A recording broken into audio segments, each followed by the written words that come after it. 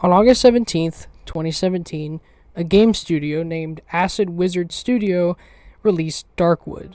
The studio itself consists of only 3 people. As of recording, this is currently the only game they have made, and it is one hell of a game. Lately, I've been trying to play a lot of games that kind of break the norm.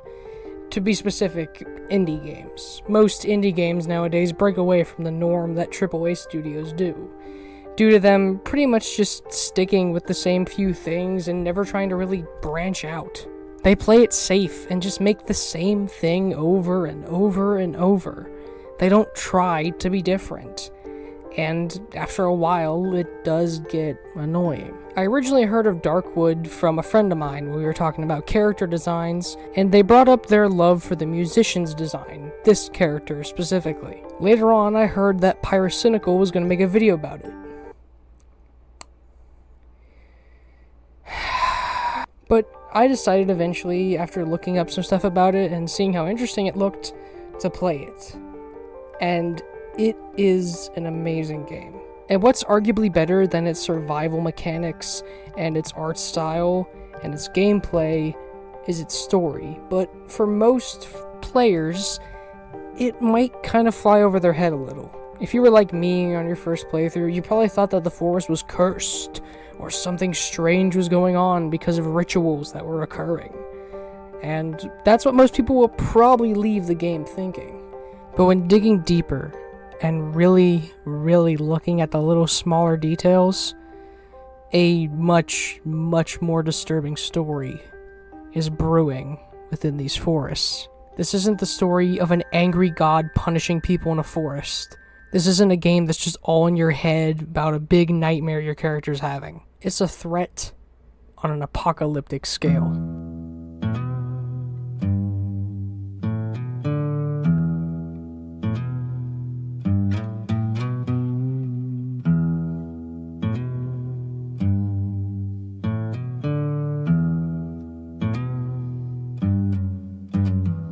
The flames lick at my feet. Their hearts full of hate. What they don't understand, they condemn.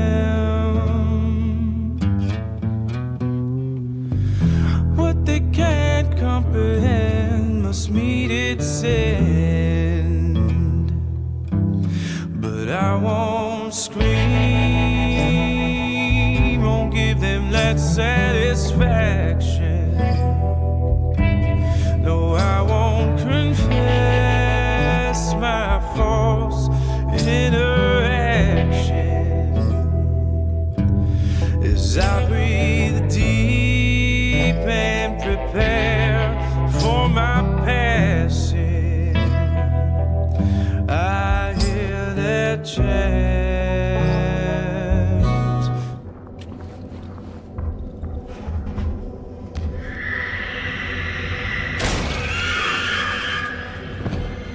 Burn the witch.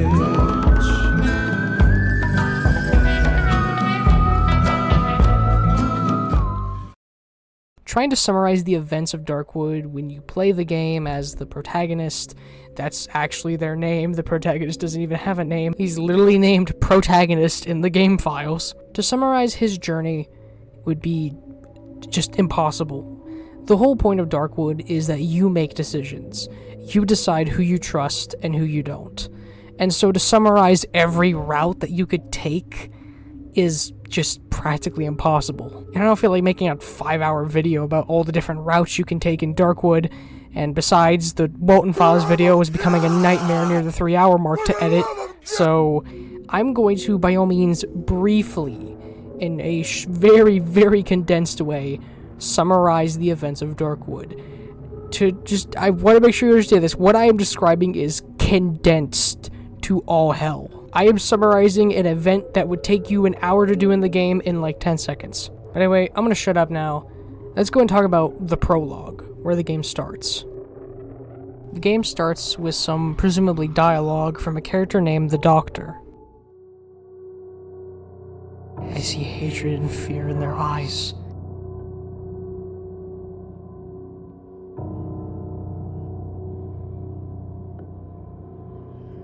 As if I was responsible for spreading the disease.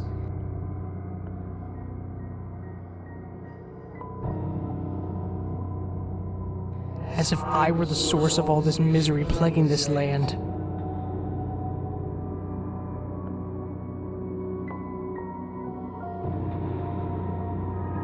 I have nowhere to hide, nowhere to run.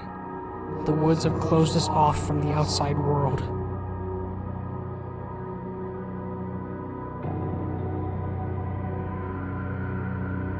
We are all doomed.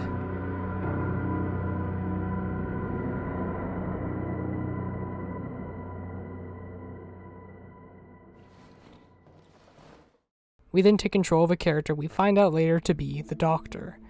It's very clear he is somewhat of a survivor of these woods, having his own alcohol distillery, and is presumably knowledgeable in what goes on in these woods. We take control of him and go out to find some gas for his generator. But when traveling, we find a man in a coat with an old hat. This is the protagonist. The Doctor notes that he actually doesn't recognize this person, meaning he must have come from outside the forest, because the people within the forest are trapped, so everyone kind of knows each other who lives in the woods. The Doctor then drags the protagonist back to his house. There, he drugs him, injecting him with some sort of serum. On the protagonist is a key, and he asks the protagonist, what does this key go to? But the protagonist refuses to speak. After some silence, the Doctor then physically assaults the protagonist, demanding to know where this key goes and how he got here. The Doctor also refers to a woman, saying that this person is calling them home and that he can hear them, which puts into question if the Doctor is either just imagining a loved one or maybe even a daughter that is somewhere beyond the woods that he can't reach, or maybe he's insane. I mean, he did just kind of beat the shit out of a guy he found in the woods. Eventually, he just gives up and leaves you locked in the room. However, the protagonists frees themselves and manages to get out. While exploring, the protagonist finds another man who resides within the house, presumably also having been kidnapped by the Doctor. Due to him being violent, we sadly have to kill him.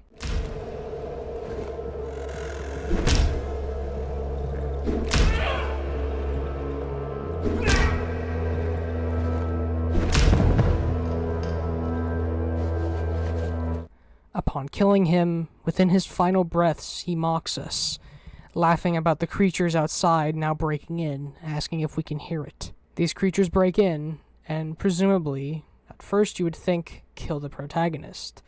But we're shown he didn't die. We're rescued by a weird man, which appears to be wearing some sort of mask and a coat. We then wake up in a house far away from the Doctor's home. And here is where the game throws you into the wild. This game does not hold your hand. It does not treat you kindly. This game throws you out and makes sure that you'll learn the hard way about things to do and not do. Upon our first night that we successfully survive, we wake up to find a man with a wolf head. His attitude is blunt and rude, and he refers to you as meat. That probably turned some furry on somewhere in the world. He asks for us to go find him in a camp he has further out in the woods. And from here on out, you can decide pretty much what happens. So I'll be generally summarizing what occurs. No matter what route you take, you will end up going to the village. Here you'll be asked to go to the Chicken Lady and find the Chicken Lady's sister.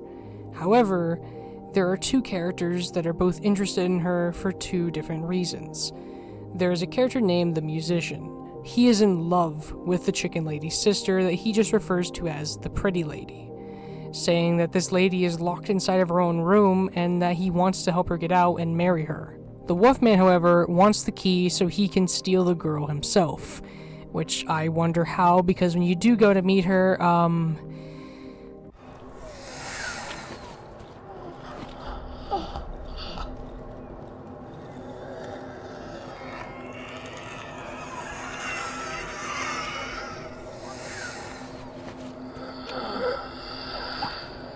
yeah, I don't know how the Wolfman managed to sneak out with that.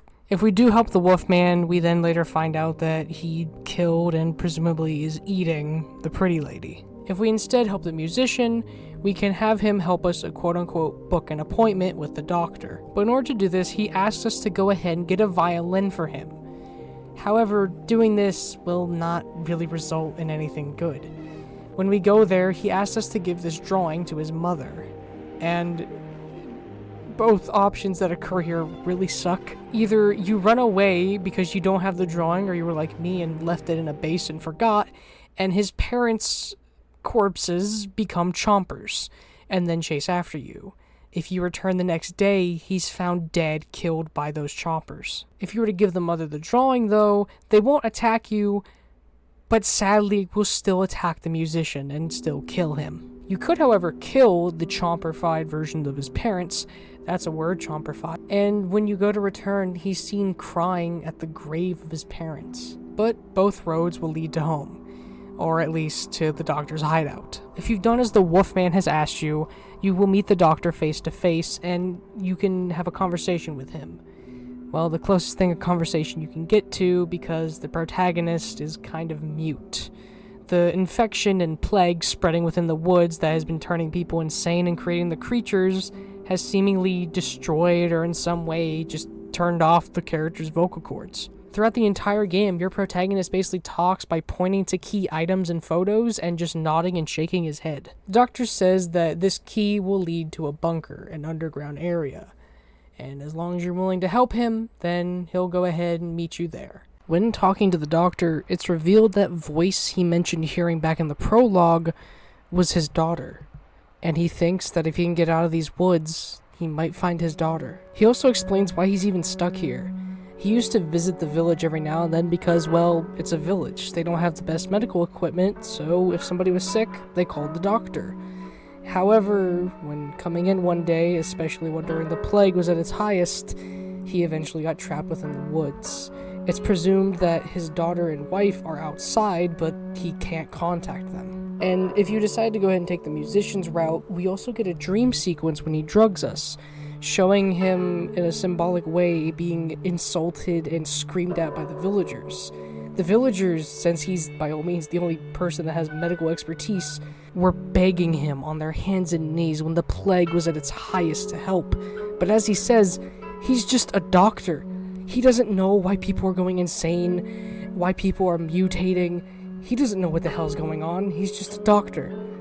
And eventually it got to the point where it's presumed some villagers wanted to kill him because they kind of probably thought that he was just not helping on purpose, when in reality, he just couldn't. If we were to trust the musician, the doctor, having been informed of us going to meet him by the musician, will drug us and steal the key for himself. Eventually, we go to this tunnel and enter the swamp, being the second half of the game, where the combat and puzzles get cranked up a notch or two. The creatures here are far more horrific and dangerous and deadly, and the puzzles get arguably a lot harder. And your actions in Chapter 1 will completely change how this chapter runs. If you decide to help the Wolfman, which involve killing the sow, which is the main source of food for the villagers, being that pig that creates all the other pigs, then you will have seen that the villagers, out of fear of hunger, have managed to carve their way into a little quarry not too far from their village. However, this is explained to be a crazy task that they've done, because the trees in this place regenerate so fast that the fact they did this is just baffling. If we also help the Wolfman, we see the musician return, seeing him in this more mutated, disgusting state, showing that the plague is very clearly getting to him. If we decide to help the musician, however, not only will we not see the musician here, but within the only safe house of the swamp, we'll see a chest that we used to store stuff has been opened and a lot of our loot has been taken. The wolf leaving a note saying that if you want your stuff back, you're gonna have to work for a little bit of a trial. This trial involves going out to an old abandoned building, doing as he requests, and having a little bit of a battle with him. And then you can steal your stuff back. Or alternatively, in Chapter 1, you could just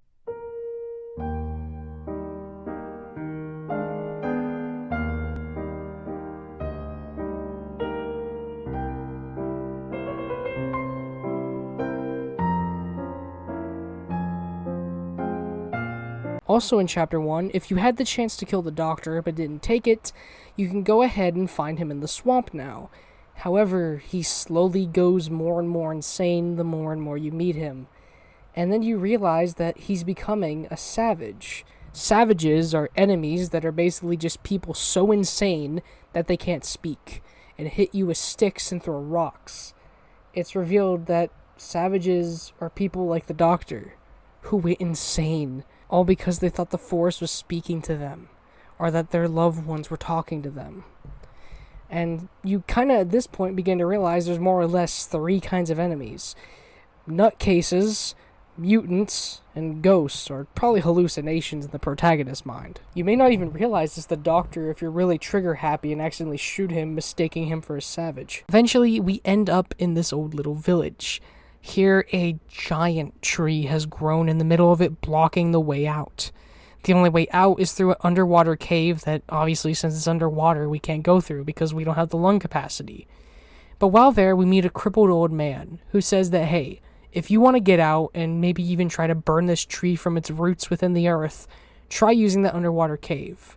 But to get there, you're going to need an oxygen tank, and tells us to go look for somebody named the Elephants. We keep exploring and then find the elephants. The elephants themselves appear to be a mother and 2 children.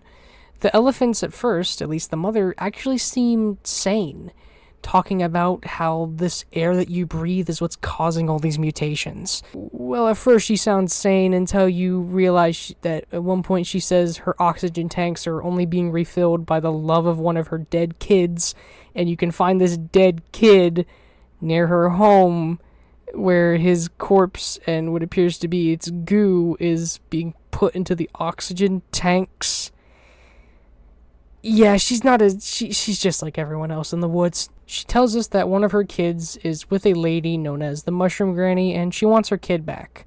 So you go ahead and head to this old decrepit lady. If you decided to go ahead and kill the sow in Chapter 1, the Mushroom Lady says that the villagers being so desperate for food, she's worried they're going to find her and her mushrooms and try to eat her and the mushrooms that she lives with. She says that if you can trap or kill all the villagers within that little quarry area, then she'll help you and let the child free.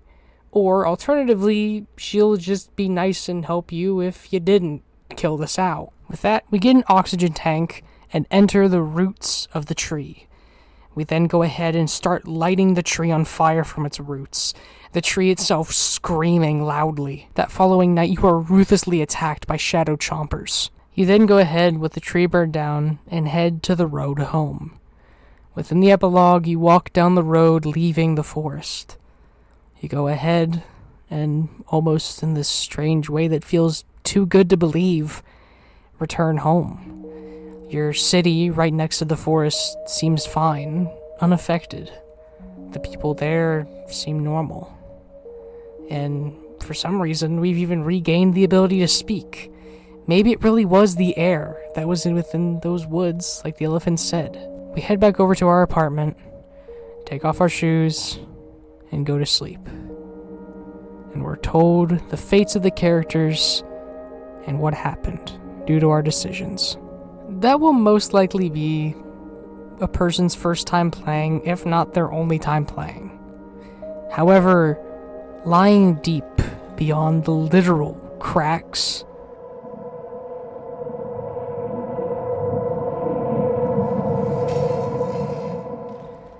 you find out this epilogue is not as happy. Near the beginning of the game, a very cryptic message is told to us by what is known as a sleeper. Strange people just seemingly forever stuck, sleeping in the woods. One of them tells us, in the final safe house, check under the floorboards. He doesn't mean the final physical safe house that we use in the game. He means our own home. Let's go back to the city segment, where we thought we escaped. If you keep just running in one direction, the city seemingly repeats. Maybe it's just a gameplay thing, who knows, but a little odd. Wait, are those weird worm things that we saw in the woods? Let's check out the basement this time. We didn't do that before. Why are there mushrooms down here? There's a radio too, telling us to just sleep. If you were to return to the hallway where your apartment is, but just keep going up, it seemingly loops, the hallways themselves getting more and more covered in roots. If instead of just heading straight to bed, you check under your bed, you notice roots.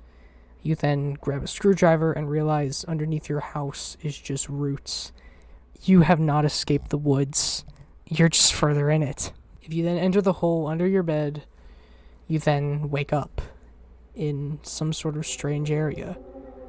Turning around, you can see the protagonist's clothes, and you realize that the epilogue was an entire dream. You never actually went down the road home. At some point, presumably during the epilogue, you ended up here, just in some sort of strange place of twig and root and wood. You see other people that were just like you earlier, sleeping, murmuring things to themselves. These people, like the protagonist in the quote-unquote ending earlier, think they're fine, but they're really just stuck here in the woods. We keep going and meet the ultimate creature behind everything. This white orb that seemingly tries to form a face in some sort of way to greet us. When touching it, the protagonist's urge to go back to sleep kicks in. However, he's still too awake to fully succumb. While traveling, we find a character that, although only mentioned via a journal log earlier in the game, was a soldier that was exploring the woods with a flamethrower. Somehow, this flamethrower got taken with him to this area. And, well, I think it's kind of obvious what you have to do here. With a bit of a fight, you grab his flamethrower and burn them all.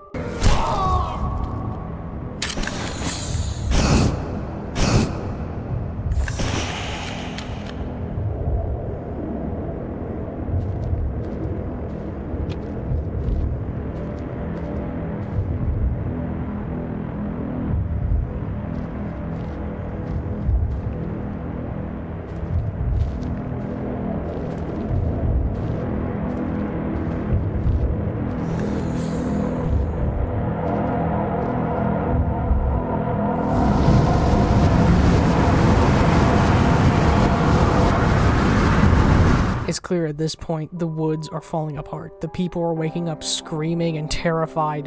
In a last-ditch effort to get out, they try crawling along these thin paths, but, since you want to get out too, you burn everyone. Despite all of it though, you sadly succumb to the fire, putting an end to the being. And although you burn the entire forest, you have, by all means, saved the day. But then it begs the question, after unlocking this ending, what is this being? Is it still a creature, an organism? Is it a god, a demon, the devil himself, an angel? What is it? What is this creature, and why is the plague doing what it does? We don't even understand how the plague works properly. All we know is sometimes it mutates you, and sometimes it just makes you crazy. And if you're really unlucky, it's both. Well, you see, there's an alternative route to the way out. It still leads you to the apartment where you can get either the fake or good ending, but there's an alternative route that doesn't involve burning the tree. And it explains a lot. Now, you may not notice it, but when you play the game, there's a few things that make you question the protagonist's real familiarity with these woods. It's built up to be assumed that he's a complete stranger who just somehow got lost into these woods from the outside. But assuming that the forest is so thick that all the roads out are now just walls of trees, well then how did he get here? There's a few hints that he may not be as much of an outsider as we expect. When interacting with the furnace for the first time, the protagonist states that when they arrived here a couple days ago, the oven was already prepared here. They just needed to light it. And that this cottage was, quote, one of our hideouts. The inhabitants of these woods don't need to inhale this revolting gas. So the protagonist has only been in these woods a couple days. And apparently this was a hideout him and a group of other people had used. As to who these other people are, we don't know. Next up, and you may not think about it at first, but for the protagonist being a quote-unquote stranger, he sure knows a lot about how to create traps and weapons. You're able to craft guns, a fully functioning shotgun if you get the right materials, create traps, and the character seems to know how to handle a weapon just fine. And also, I didn't mention it because I was simply just summarizing the game earlier, but in a dream sequence we actually get to see the protagonist in his apartment, but at that point in the game it wouldn't make sense, because, you haven't collected all the pieces of the story yet. But we see the protagonist had either a wife or a girlfriend and a pet dog. Well, like I mentioned earlier, there's an alternative route to the road home. This alternative route is the radio tower. While on our way to the radio tower, you can find an old campsite. At this campsite, you can find a torn page from a journal. And when you kind of link it up with the protagonist's journal, you realize this torn page was from the protagonist. The protagonist mentions that this is his 5th time, soon to be 6, in the woods, and that him and his crew are using these tunnels. He talks about if the villagers like the idea or feel uncomfortable knowing the army is under their feet. And knowing that the tunnels were made by the military, you can put 2 and 2 together here. The protagonist was a soldier. That explains him being able to use military weapons and just weapons in general so well. How he knows how to make traps. How he's good at making himself a map. It explains how he's able to do what he does. In any other case, if a normal person was in his shoes, they'd probably die. But due to him not only understanding the woods, being a soldier visiting here multiple times, but him having military experience helps him to survive. But it still begs the question, how exactly did the protagonist get here? And why is this military group he was with gone? Nowhere to be seen. I mean, we see one of his brothers in arms in the true ending, but obviously something had to have happened to get them there, let alone the protagonist. Well, if we keep exploring the radio tower, we eventually find out exactly what got him so separated from his group. When going through the underground bunker within the radio tower and going through a terrifying nightmare sequence with visuals that still scare me, we find a military site. Here we see that the military themselves had been studying the weird happenings of the forest, and through some more journal entries and notes, we find why the woods creates things the way it does and how the trees have grown as fast as they have. The being, or whatever it is copying them and pasting them all over the forest. It's duplicating the trees over and over and over at such a rate that the forest has now been entirely just encased within itself. Trees now blocking all roads out, and the woods are too thick to truly leave. And even if you try to leave on foot, good luck with all the creatures that lurk around the woods, created by this exact same duplicate process. We also learned from some notes that apparently the roots contained electric signals. This in of itself is what lets things like the tree in the swamp talk to you through the radio, and possibly even the being itself using the radios. This also could explain how, in the swamp, we're actually able to find a helicopter crash. Perhaps this helicopter got electrical interference and it screwed up its systems, causing it to crash. The creatures themselves are the result of this duplication process combining humans with just things around them. This mostly applies to enemies in the swamp, who appear to be bugs and other animals merged with each other. Things such as the savages and the mutated dogs is just the result of them going psychologically mad because of the forest. By looking at the creatures and characters we see within the game, we can get a good idea of the symptoms of this illness. It seems to be accelerated or strange growth and horrid deformities, like the musician's horribly mutated face, the pretty lady's disgustingly bloated body, the wolf man having the literal head of a wolf. Probably the second most notable is just going insane, causing people to hallucinate and hear voices of people they know, causing people to think that maybe if they just worship the forest will let them go to their loved ones and maybe even go home. This then creates the savages, who are basically just people worshipping the forest, thinking it will help them. Eventually, after so long, they enter a sort of sleeping-like state.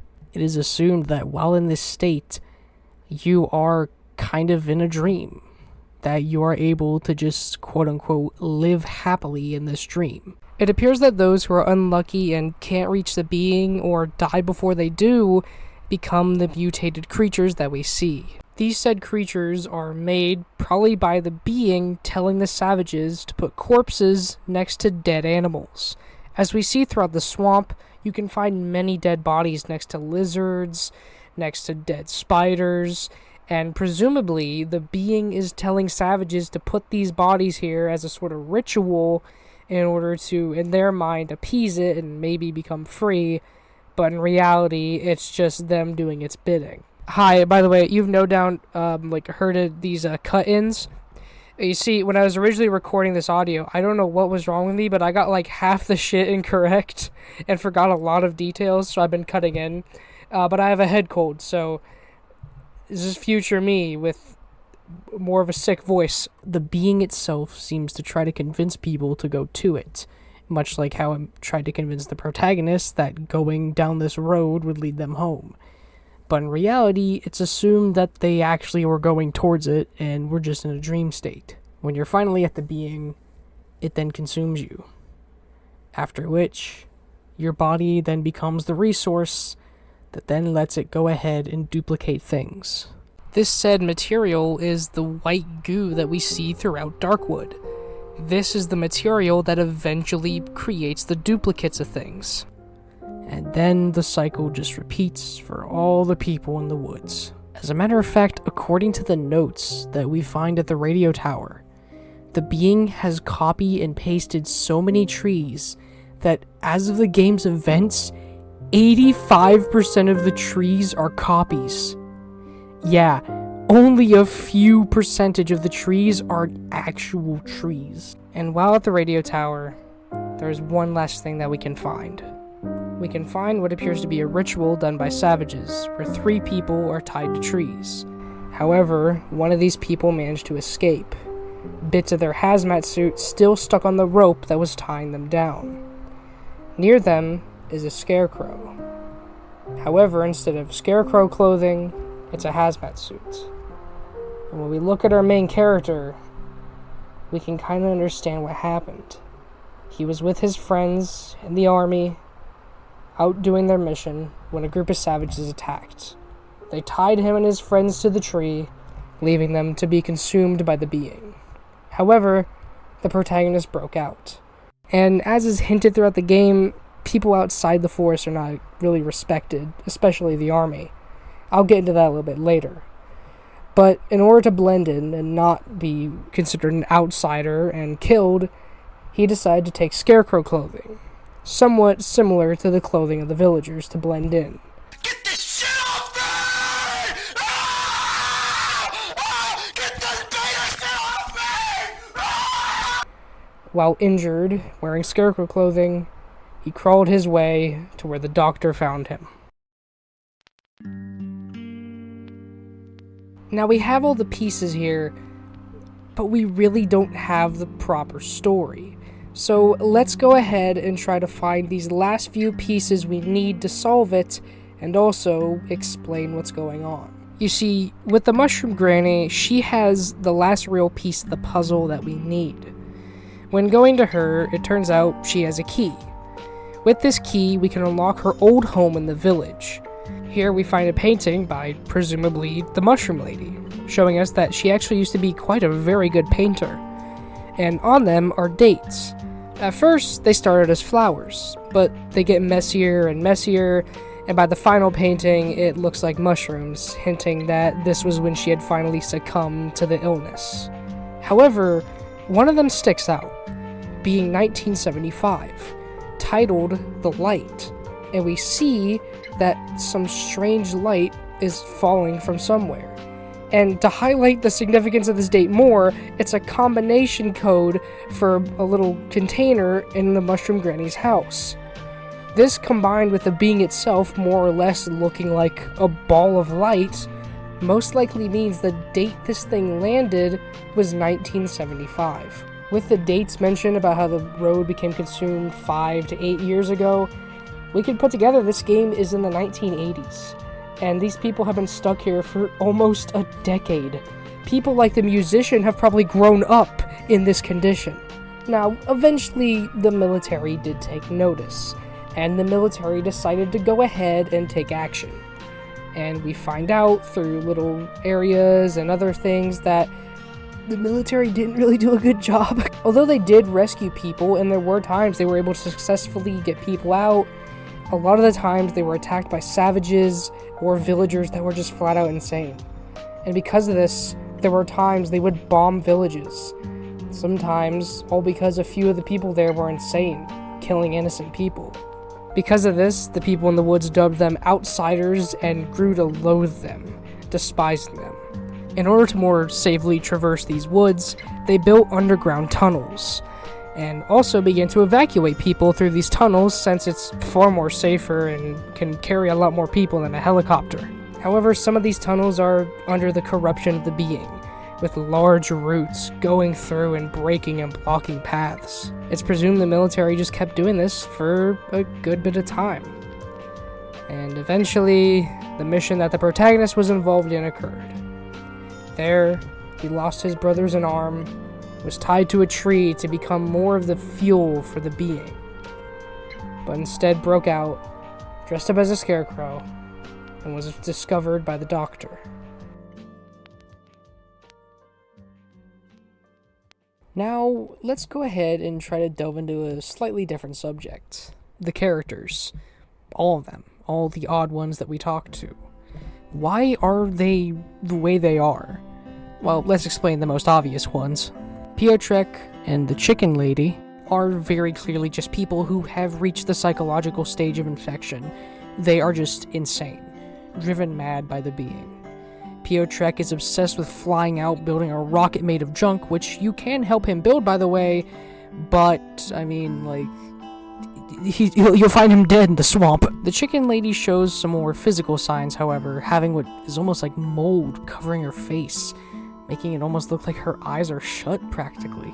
Now, the Wolfman is quite interesting, as his story can be pieced together, and with the whole thing that I mentioned earlier of the creatures being made via the being combining nature and man, his story is kind of creepy as hell, and also gives the Pretty Lady a bit more kind of background context as to why he also wants her. Within the old woods is the hunter's house.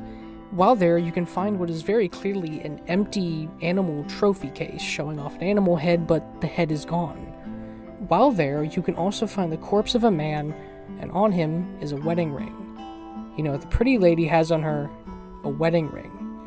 And let's say you decide to go ahead and give the wolf a good old taste of 12 gauge. You can find a fake wedding ring on him made of the weird white goo of the forest.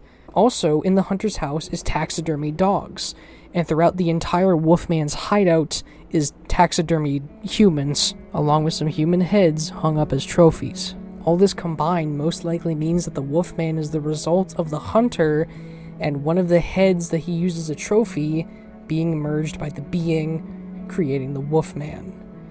This said hunter was most likely married to the Pretty Lady when she was pretty, and maybe due to the animalistic tendencies of the wolf inside him, that sounds so fucking edgy. Due to the more wolf part of him getting the Pretty Lady back resulted in him eating her. The musician is my favorite character, and I think the most tragic in both ways the story goes. If you side with him, he's either dead or left with the fact his family's now dead, or you turn him into a horrid mutant, and if you feed him in his mutant form, he becomes even worse. But the musician was seemingly just a younger boy, possibly even growing up during the events of the being. One of the downsides, though, of him growing up with the being was the mutations in his face, along with his more long and bony fingers. That, combined with his already apparently broken violin, is why the music he plays is so horrid. The boy, and probably the parents as well, asked the doctor if he could do anything to help him.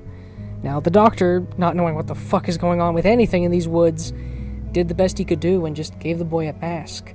But his mutations grew so much more, the mask didn't even fit his face by the events of the game now. And if you decide to side with the wolf, when we see him in Chapter 2, he's grown and mutated even more. What makes it worse is he's, by all means, the kindest character in the game.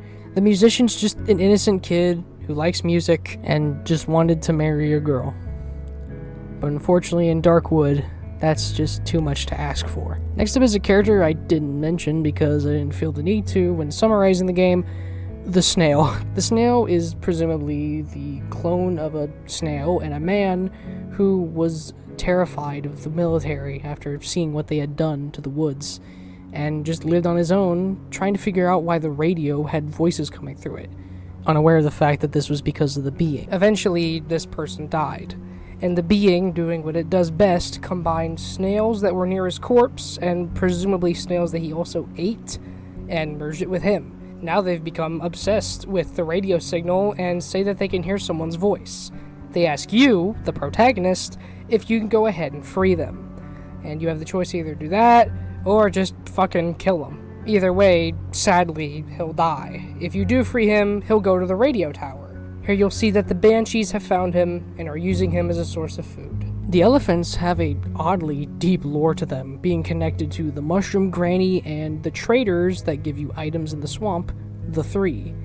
You see, the elephant mother had 7 kids, and was also related to a character just known as the Thief. Via the characters in the swamp, we're able to learn this story.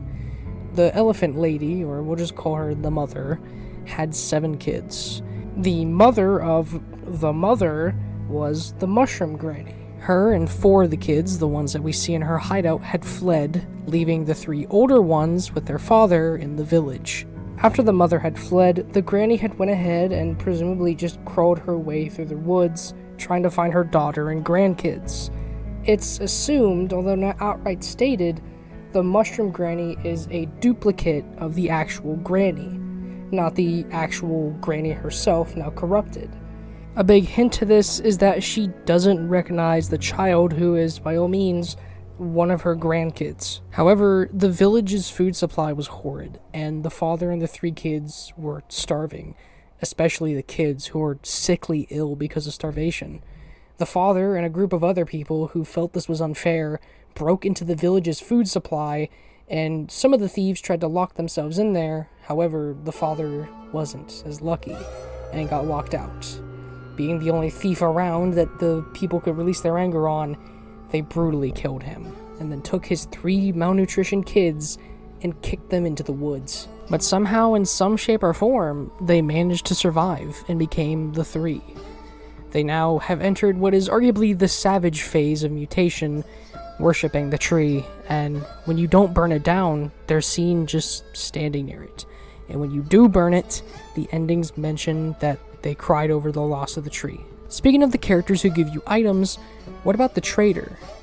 Well, his story is probably the one that blew me away the most when I pieced it together. The trader is described by the protagonist as being the same height as him and having an all but familiar face. The trader himself, the way he talks to you, being messages on his arms, his messages are often calm and don't try to demean you or be rude to you. He simply just tries to say that he wants to help and that it's you and him in this situation together. In Chapter 2, he sadly dies. And we can go ahead and look at some of the items he had on him.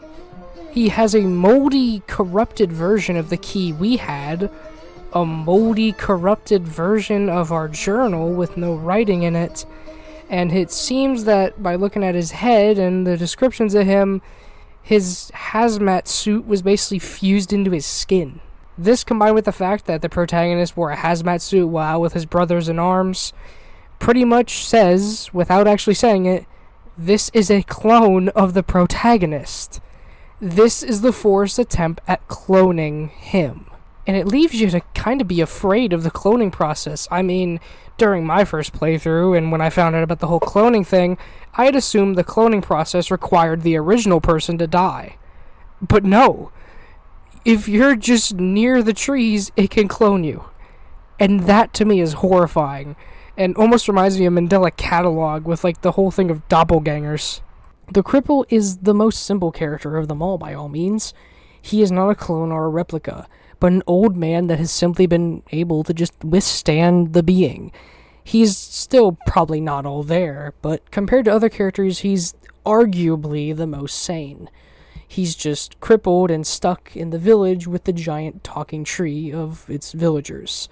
And he mentions that he hears his wife, or maybe even his daughter's voice, we don't know, he doesn't explain, and just knows it's not them. He resists it, and no matter how hard the being tries, he knows it's not them, and he isn't going to fall for it. The bike man is actually kind of unique. His existence is only for gameplay purposes, being a way to get things from one safe house to the one that you're currently in. However, we actually know the person that he is a duplicate of.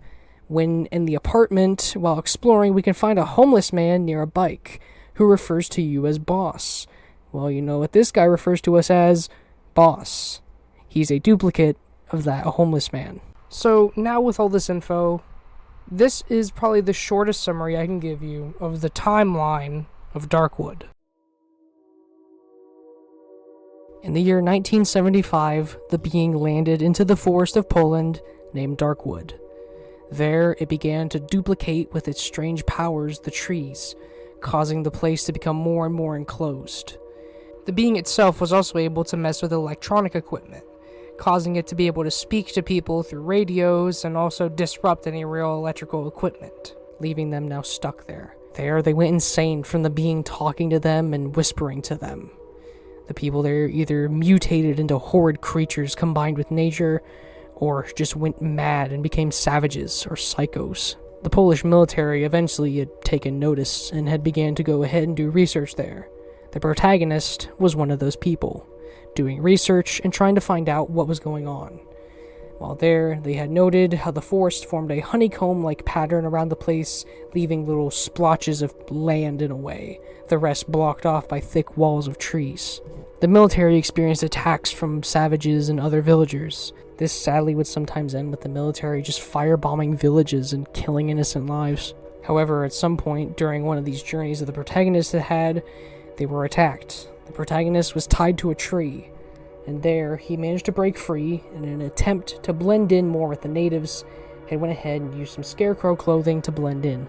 The doctor, a man already trapped in the woods for a long time now, went ahead and took the protagonist in.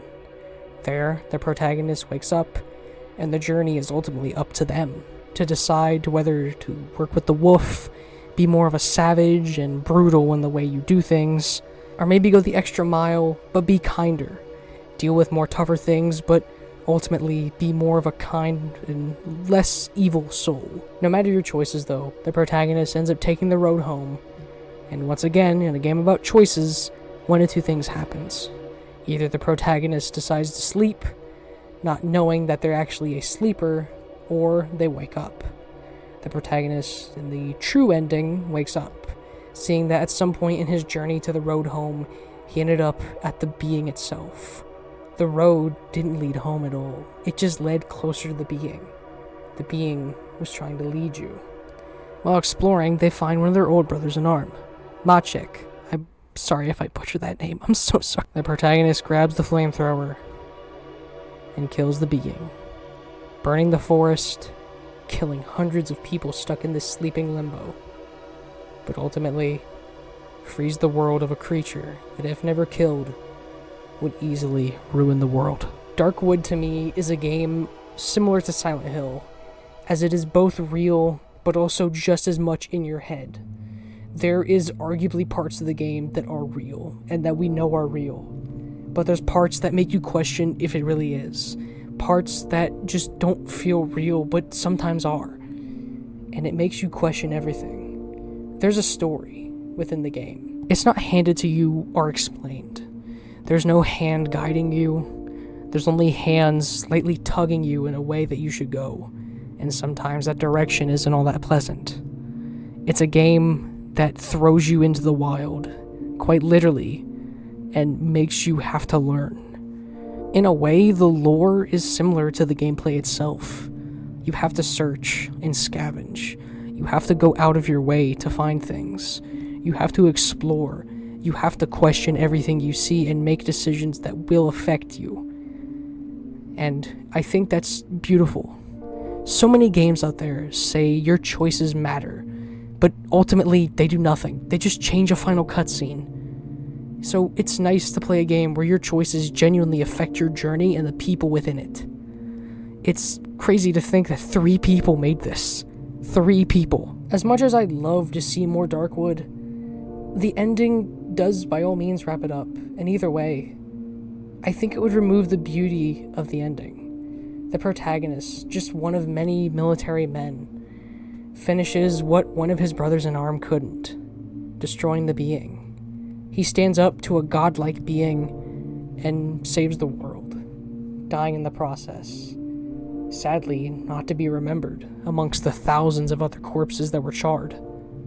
Maybe they'll find his flamethrower. Maybe they'll somehow recognize the fingerprints and somehow connect that he burned it down. But I doubt that. He will just now be known as one of the many corpses amongst the burnt forest of Darkwood. Darkwood is a horrific game. The creature designs will forever stick in my mind, and the unique way that they function is just horrific.